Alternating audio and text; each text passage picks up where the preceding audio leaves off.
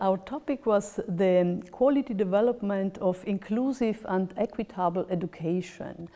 And the first question we discussed about was, what do we mean with quality of inclusive and equitable education?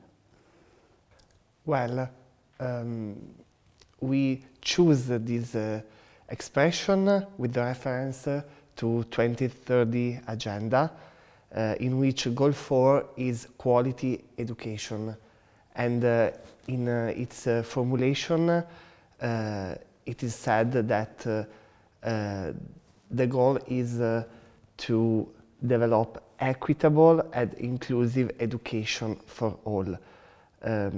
So the reference to equity is very important because it let us to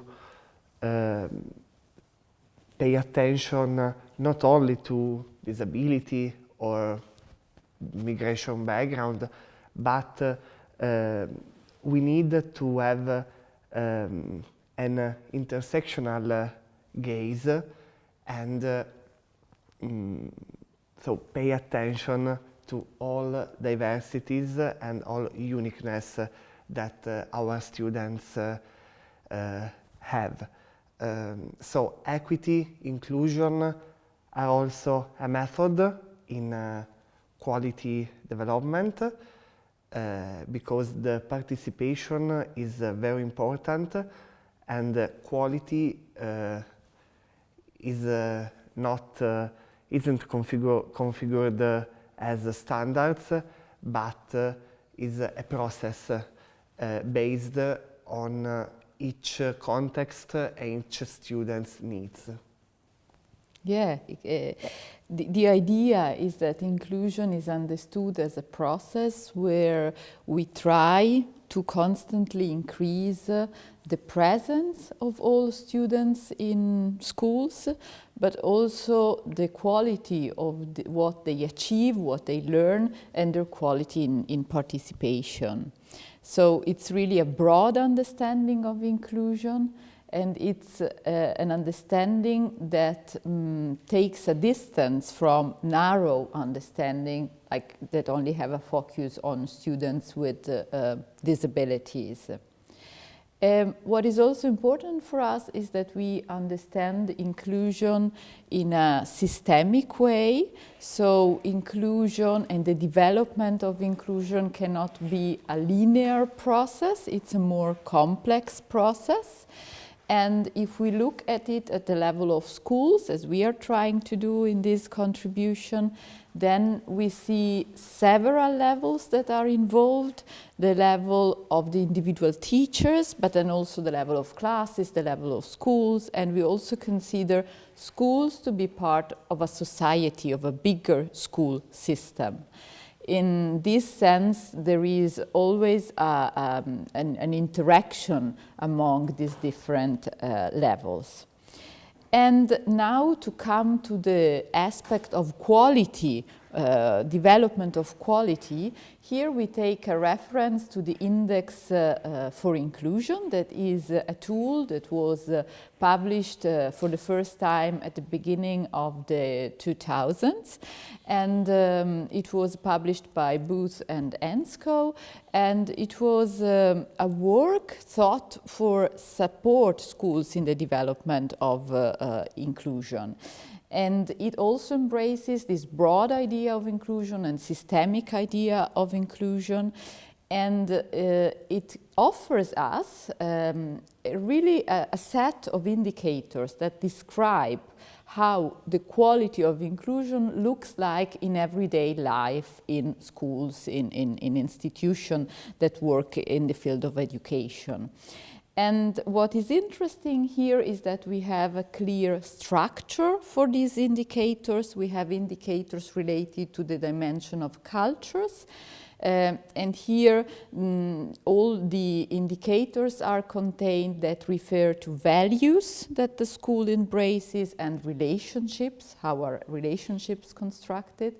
Then we have a second dimension, that is the dimension related to policies, and here we have the indicators that describe how an inclusive school is organized. And then we have a third dimension where all the indicators are collected that describe how teaching and learning, normally at the level of class, is organized. So to summarize, you could say we are referring to a broad understanding of inclusion and equity, led by a democratic view of school and school development. And also we have to take into account that the complexity of this process needs instruments, and a good instrument for improving quality and even evaluating the quality of the inclusive and equitable education on a school could be the Index of Inclusion, a well-known instrument and a broad used instrument. Yes, and we could close up this way and look which other questions we had. Exactly. So a second issue that could be interesting is the one that tries to address more precisely which are the processes that sustain the quality development of inclusive and equitable education. Thank you for the question. The quality development of inclusive and equitable education should pay attention to build consensus around inclusive and democratic value. And a framework that can help us in this dialogue about inclusion is the Index for Inclusion that imposes on all actors within schools to reflect and to have an approach based on reflection, research for solution on participatory change. A reflective process means that all actors within school spend time reflecting about what they want to achieve, finding positive changes and planning action to achieve them. And a reflective process goes hand in hand with a pedagogical research for solution to overcome barriers for an inclusive and equitable development of education. And a reflection is also a participatory process such as, for example, in the evaluating process, isn't it? Yes, and the evaluating process could be one of the processes to monitor the achievement, the goal achievement of this process. And basically is to say that the evaluation process can start in different places and in different ways. We know the external evaluation, who usually is mandatory for the schools and is set from outside actors. And on the other side, we pointed out more the internal evaluation, who always is thinking integrated to the external evaluation, but in the internal evaluation, schools have more space, more freedom to choose the topics they want to evaluate, to choose the methods, to choose the target groups, and so on. And to be a little bit more concrete, is very important to follow a structure in the evaluation process, and some steps of this process are very important, such as choosing the topic in a participated way, to look with the whole school community. What is the topic we want to evaluate? We want to know more about the quality of that. Then to have even a professional group inside the school, or to in charge someone to work out the methodologies, to search the right target group. It depends from the topic. And then finally collect the data and present the data in the whole school community. And this step is very important, and it's very important to have it together, to interpret the data, and then together to find ways to change something or in consequence of the results. And then to carry out these measures, to plan and to carry out the measures, and after a time to evaluate another time the measures in a meaning of quality circle. And that is a permanent process that can be on for a time.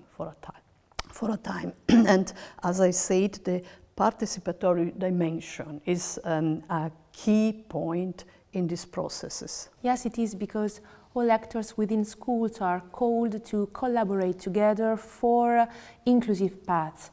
And a good aspect of a participatory process is that it returns the one's effectiveness in a construction of a common path. And he also creates an open space to feel comfortable, to share opinions, share ideas, and it is also useful to prevent within schools conflicts and frustration of feel forced to adaptation to a status quo about habits on educational design. Thank you for this rich answer. And if I now can try to summarize a bit, I think we can identify two main processes that sustain the development of quality.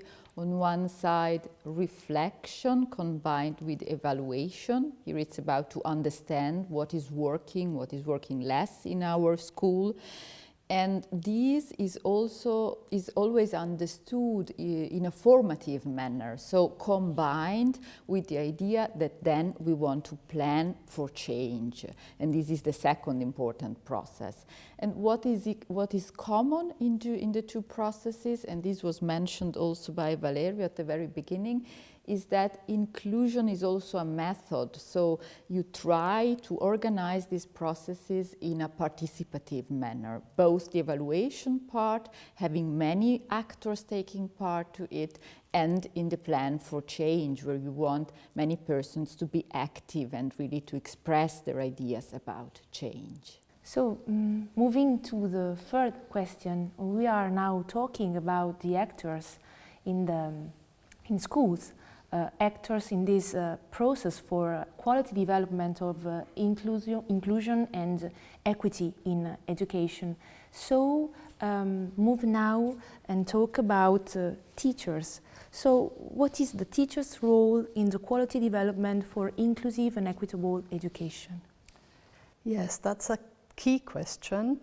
And we reached to the agreement that the role of the teacher is a very key role. Teachers are, and we mean not only teachers, we mean the adult professionals working in an inclusive context, and are the main important models related to attitude towards diversity, towards inclusion, and towards equity for the learners. And that because they spend lots of time together and they develop a very close relationship. So it is so that in the class, in the lesson, there are the dynamics where learners, pupils or young people can experience real inclusion, real equity, or even the opposite of it. And that is to say in advance. And then it is to say that we can look at this role at different levels, Valerio. Yeah, thank you. The first level is the individual one. So teachers should be aware about their own attitudes, beliefs, and their own habitus. There is an influence by background whose they has to be conscious to enter the classroom and be equitable teacher. So it is a reflective work, and teachers have to think about the match between their habitus and the school culture.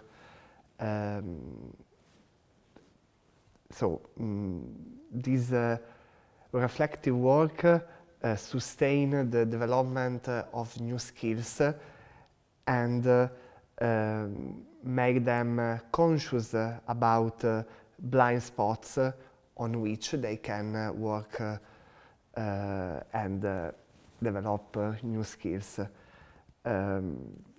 Participation return because it is a very important part of this work. So reflection can help them to have an active role in the school community, and in the next level, that is the collegial relationship level.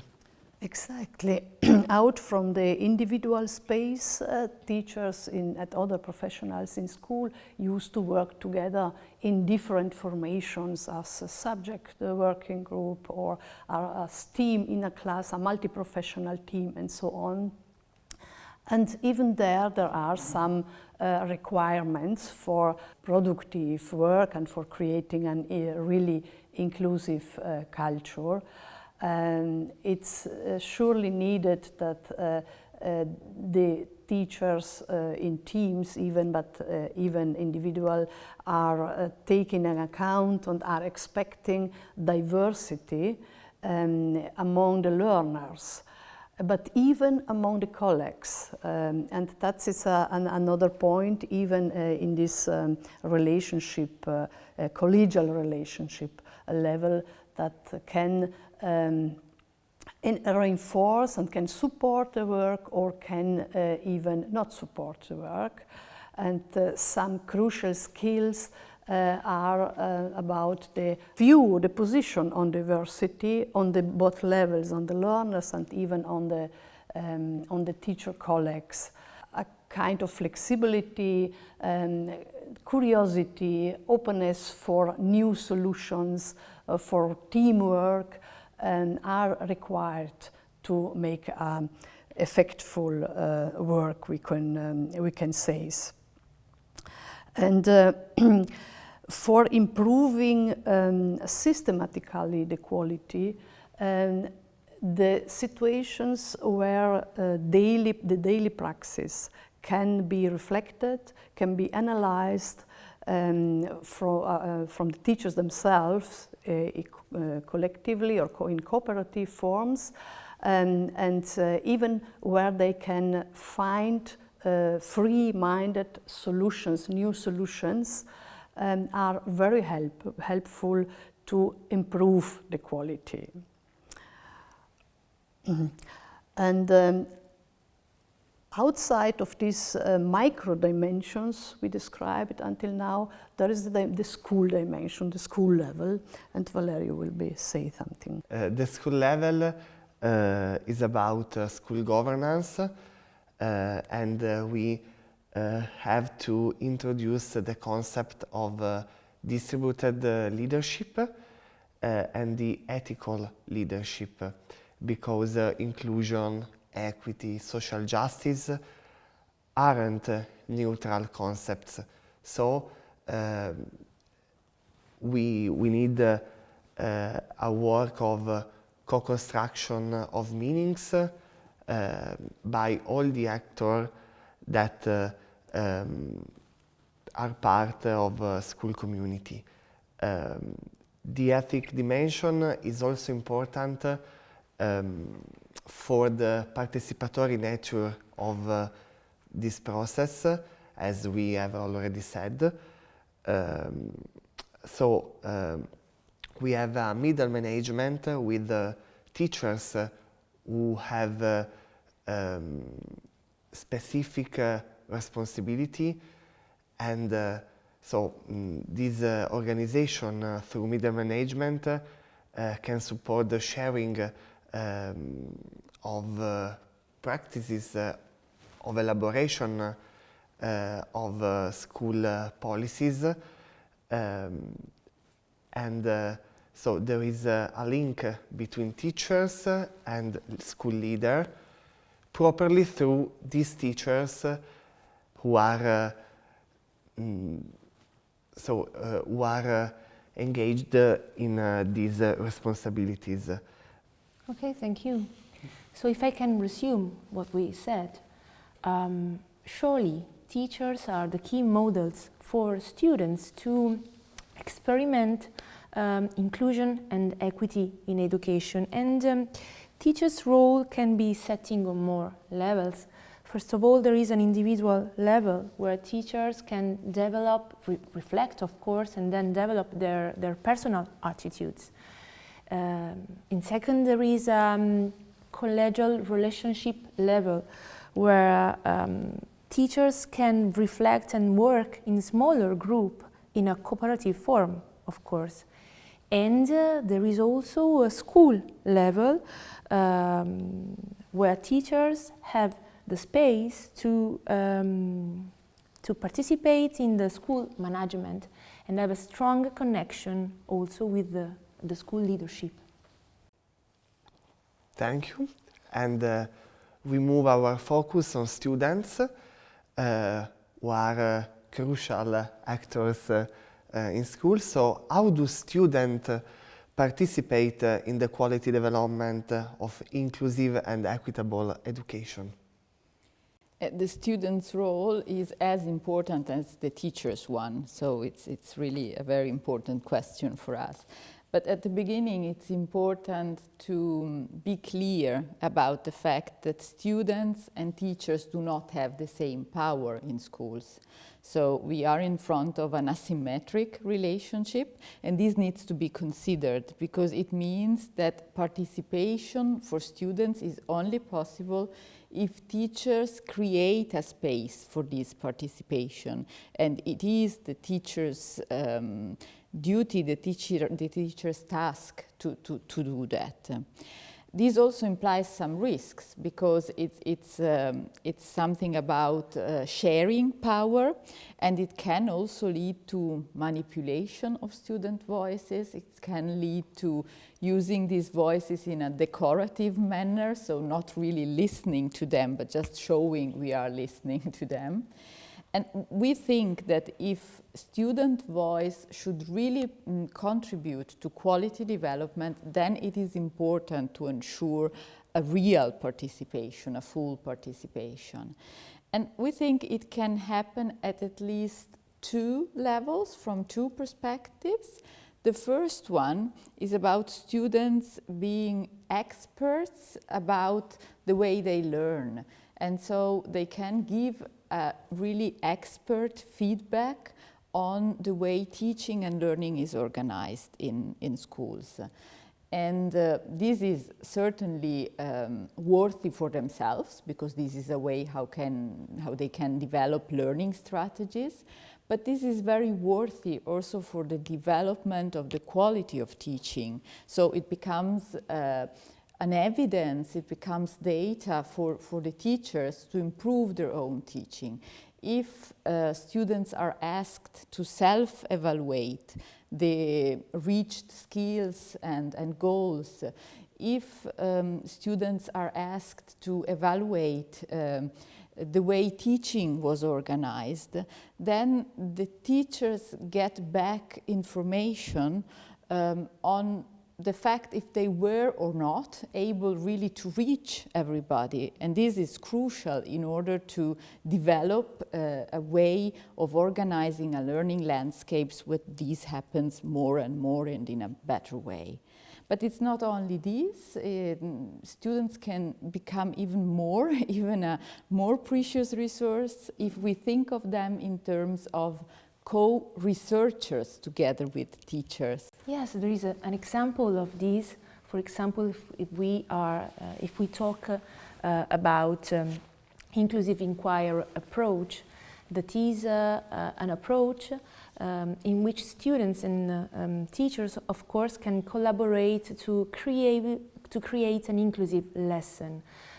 It's about create small work groups composing by both students and teachers that act together to plan a lesson. Then teacher conducts, and after the lesson there is a reflection, a joint reflection in the work group by teacher and students, and also the planning of the next lesson in order to reflect about what was good and what was not good, to overcome barriers and to be sure to work in order to achieve a real inclusive and equitable lesson, so teaching education. So thank you, and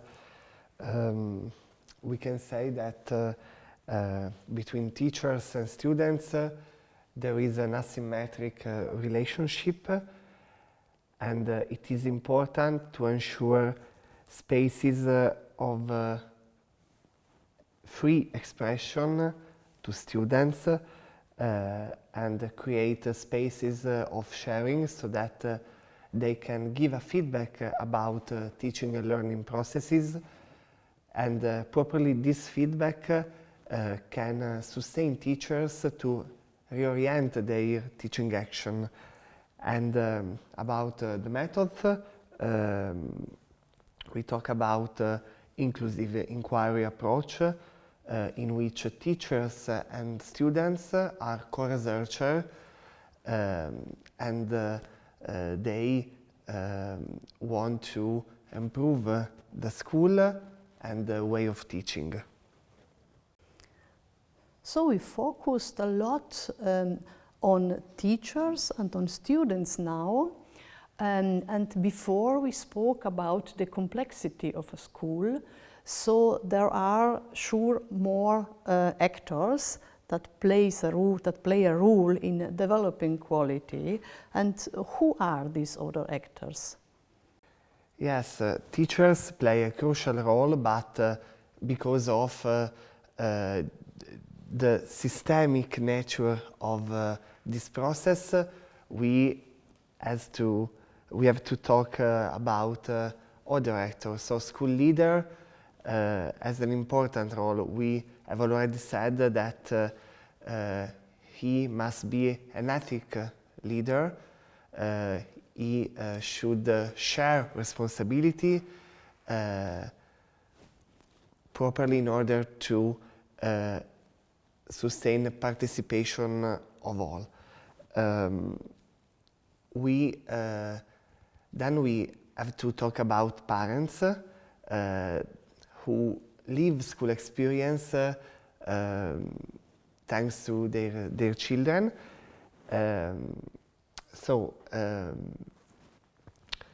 Families can have different ideas about inclusion, about equity, also because they have different socio-cultural and socio-economic backgrounds.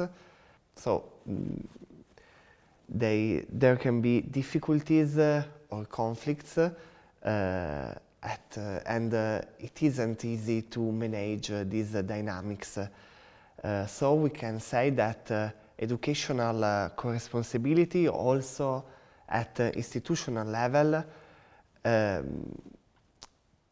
is important, and school and family have a specific role, and neither school or family have to overcome their own role. There are other actors. Yeah, for example, and here we are changing a bit the perspective, universities can become actors in these processes.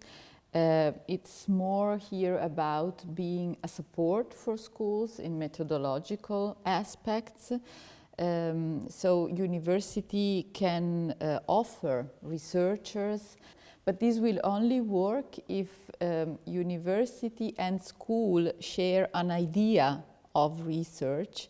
That is an idea that very much refers to the family of approaches connected with action research, where the development of theories and practices grow together, and where it's very clear that researchers do research with schools and not on schools. And in this case, this collaboration can be very beneficial.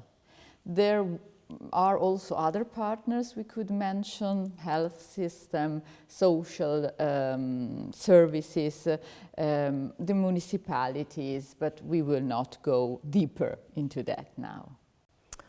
Fine, so we have seen that it's not enough to focus on students and on teachers to understand the complexity of the school, but in a systemic approach we have to take into account the other rules and the other actors in the context, and to point out one of surely important rule is the rule of the school master or of the principal, who has more power in the context, it's to say, but on the other side, even the parents and other actors that are outside from the school but cooperate with school and can bring more ideas and even support to the schools. At the same time, the more partners we have and the more actors we have, the more heterogeneity we have and variety. And that could even bring challenges and conflicts and the need of a lot of communication and of cooperation. But with a view on the democratic development and democratic processes, it's possible to go on and to continue on this way, developing a really inclusive and equitable education.